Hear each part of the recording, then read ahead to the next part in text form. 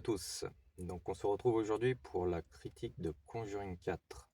Le tant attendu Conjuring 4 après la purge de Conjuring 3 sous l'emprise du diable. Donc pour commencer, je crois que je peux vous dire directement d'entrée de jeu que vous pouvez y aller les yeux fermés. Euh, Pas trop fermés non plus, sinon vous allez avoir du mal à regarder le film. Mais si vous avez vu les trois premiers, et donc sous l'emprise du diable, ça va vous faire du bien de voir le 4 puisque il reprend les codes et le schéma des deux premiers. Donc là-dessus, on est bon. Comment ça va se passer? On va regarder rapidement les acteurs, ça va vraiment être rapide puisque c'est plus ou moins les mêmes. On va vite fait faire un petit tour aussi sur le profil du réalisateur et puis on va parler un petit peu de l'histoire. Il y aura peut-être un petit peu de spoil vers la fin de la vidéo, mais bon, c'est un Conjuring, donc au niveau du spoil, c'est pas vraiment très très dangereux, c'est toujours un peu la même chose, c'est juste que ça change de famille. Donc au niveau des acteurs, on a toujours Patrick Wilson qui joue Ed Warren, toujours Vera Farmiga qui joue Lorraine Warren. On a toujours Steve Coulter qui joue le père Gordon. Et on a Shannon Cook qui joue Drew. Drew qu'on ne voit pas faire grand chose dans ce Conjuring 4. On le voit vraiment rapidement. Il fait pratiquement rien. Après, ce qu'on a comme nouveaux acteurs, c'est la fameuse famille qui se fait hanter. Mais au-delà de ça, dans la famille Warren, on a la fille. Donc, vu que l'histoire se passe en 1986, et que les autres se passaient plutôt dans les années 70, elle a grandi. Et donc là, c'est Mia Tomlinson qui joue Judy Warren. Voilà. Donc ça, c'est pour les acteurs. On va juste jeter un petit coup d'œil à Michael Chave, parce que c'est Michael Chave donc, qui a fait le 3 et qui a fait le 4. Donc une sacrée différence. Je sais pas si c'était l'histoire qui posait problème. Je pense que ça a dû jouer quand même un petit peu, puisqu'au final, vu qu'il y a eu un meurtre par rapport à la personne qui se disait être possédée par le diable, ça se passait plus donc à l'extérieur plutôt que en, on va dire, huis clos entre guillemets dans une maison hantée. Donc voilà.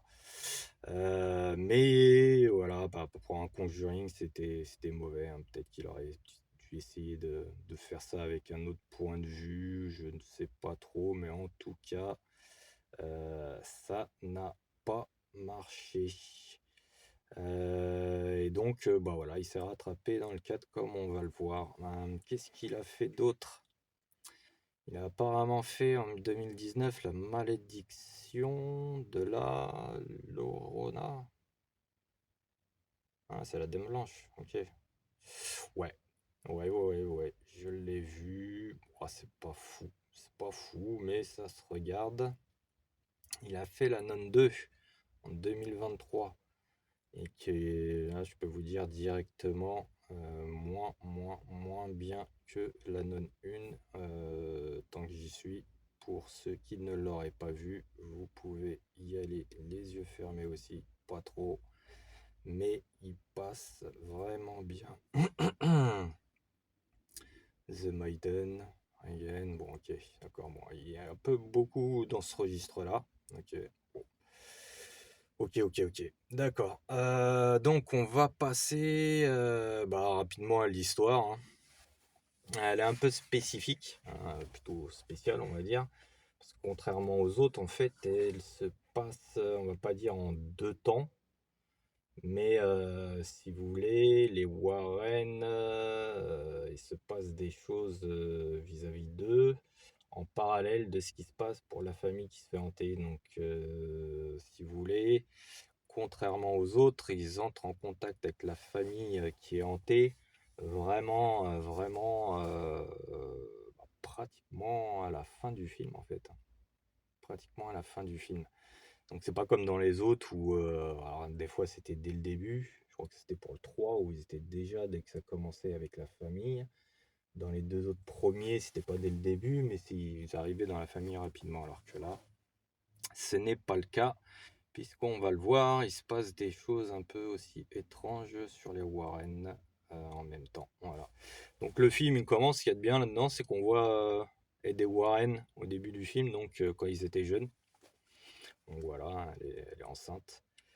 Et donc on apprend que c'est dans les années 60 qu'ils ont commencé à faire leurs enquêtes paranormales. Sans trop en dire, il se passe des choses justement donc dans cette première enquête entre guillemets, hein, qui va jouer un rôle bah, justement sur l'histoire là qui se passe en 1986 puisque bah, justement on les voit jeunes et puis ça se passe après on voit ce que c'est bah, à peu près 20 ans après, donc en 1986. Leur fille donc a bien grandi. On l'avait vu un petite dans les autres. Là, elle a bien grandi, hein, elle vit seule même et elle a un petit ami. Et bah, ce qu'il y a, c'est qu'elle aussi, elle a des dons, comme sa mère, de médiumnité, télépathe, on sait pas trop ce que c'est. Donc elle, bah, ça lui pose aussi pas mal de problèmes, hein, comme ça l'a fait pour sa mère. Elle voit pas mal de choses, voilà, un peu partout où elle va. Donc bah, automatiquement, ça la gêne, ça la blesse même des fois, et ça l'empêche de vivre normalement. Donc voilà, c'est un peu ce qui se passe par rapport au Warren et en même temps, en fait, on voit bah, ce qui se passe pour la famille hantée de cette enquête-là, donc qui est la famille Smurf. Et donc on va lire rapidement, tac tac tac, le synopsis du film. En 1964, Lorraine et Ed Warren, enquêteurs du paranormal, font face à un être démonique qui menace la vie de leur enfant. Et c'est exactement ça, ce qui se passe au début. Ils vont sur une enquête, hein, je crois que c'est d'un espèce de magasin. On ne sait pas trop si. Je crois que c'est des antiquités, enfin un magasin voilà, qui vend de vieux objets, et dans ce magasin se trouve un miroir. Voilà. Un miroir que Lorraine touche. Et par rapport à ça, il se passe quelque chose, hein, donc elle est enceinte, ça la touche et bah, ça l'a fait accoucher prématurément.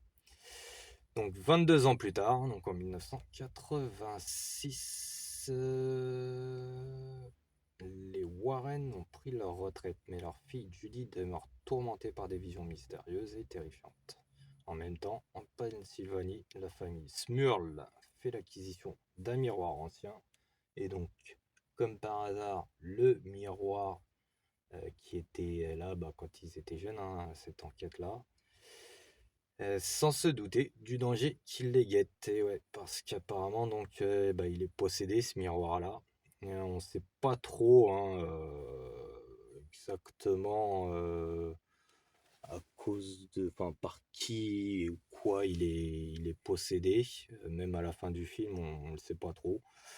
Donc voilà, au final, c'est un peu leur fille donc, hein, qui a des dons, qui contacte la famille Smurl qui est hantée, hein, donc bah, on peut passer, hein, comme je vous dis, c'est un peu les mêmes codes, mêmes schémas. Donc bizarrement en plus, comme pour la première histoire et la deuxième histoire, c'est une famille où il y a plusieurs filles, donc des gamines. C'est vrai que c'est souvent comme ça dans leurs enquêtes, ça a souvent été des familles avec des gamines qui se font hanter. Donc bah, un peu comme dans les deux premiers, ils se font hanter un peu de la même façon. Voilà.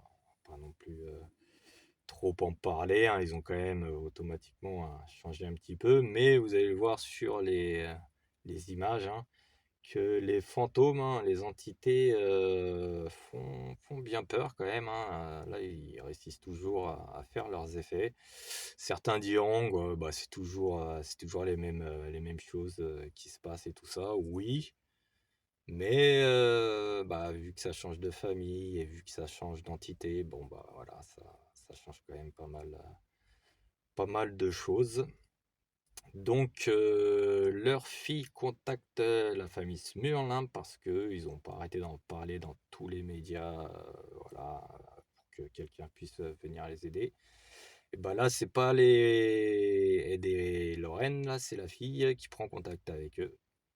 Eux, sachant ça, bah, courent pour aller la retrouver et lui demander d'arrêter tout ça parce qu'ils savent que quand on rentre dans ces histoires-là, il se passe pas mal de choses qui sont pas très bien. Donc, bah, et voilà, ils la rejoignent.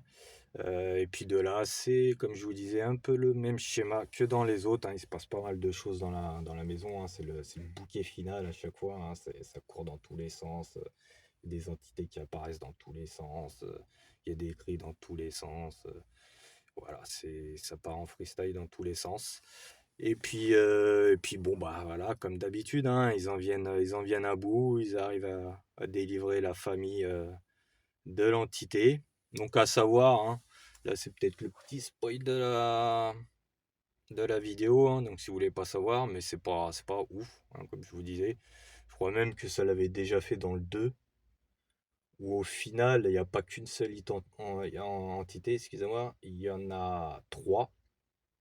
Deux que l'on voit, hein, que vous allez voir sur les images, un homme et une vieille femme, et le troisième justement, apparemment, hein, c'est celui donc qui possédait le miroir, et lui on ne le voit pas à ma connaissance, hein, ou alors j'ai bugué, mais lui on ne le voit pas, et on sait toujours pas qui il est, on sait juste que son but était de posséder la fille d'Eddie Warren, hein, sûrement par rapport au lien qu'il y a eu quand elle a touché le miroir et qu'elle était enceinte de sa fille. Elle doit avoir un truc dans le genre, voilà.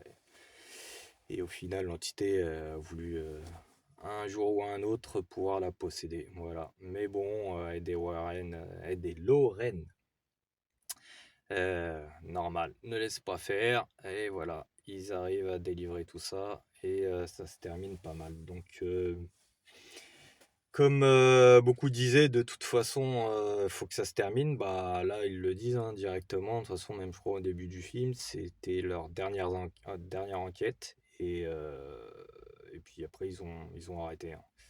Ce qu'ils ont dit aussi, à un moment donné, dans le film, ce que le petit ami de leur fille demande à Ed, bah, le nombre d'enquêtes qu'ils avaient fait, et apparemment, depuis les années 60, ils en avaient un bon millier, quoi, même un peu plus d'un millier. Donc automatiquement, hein, ils vont pas faire un film pour chaque enquête. Par contre, effectivement, un petit projet de série, hein, voilà, en essayant de prendre les meilleures histoires, hein, et 8-10 épisodes par saison. Ça pourrait le faire, à condition qu'il y ait des bons acteurs, un bon réalisateur ou des bons réalisateurs, si c'est pas le même qui fait tous les épisodes. Donc voilà, pour finir, bah franchement, il est bien. Il est bien. C'est un Conjuring comme on les aime. Et il faut pas s'arrêter au 3. Donc si vous avez été jusqu'au 3, automatiquement, je pense que vous avez été un peu déçu. Allez regarder le 4 et ça va vous remettre d'équerre à ce niveau-là. Donc voilà, c'était tout pour la critique de Conjuring 4. C'est tout pour aujourd'hui. Et moi, je vous dis à la prochaine pour une autre critique, film ou série. Salut, à la prochaine.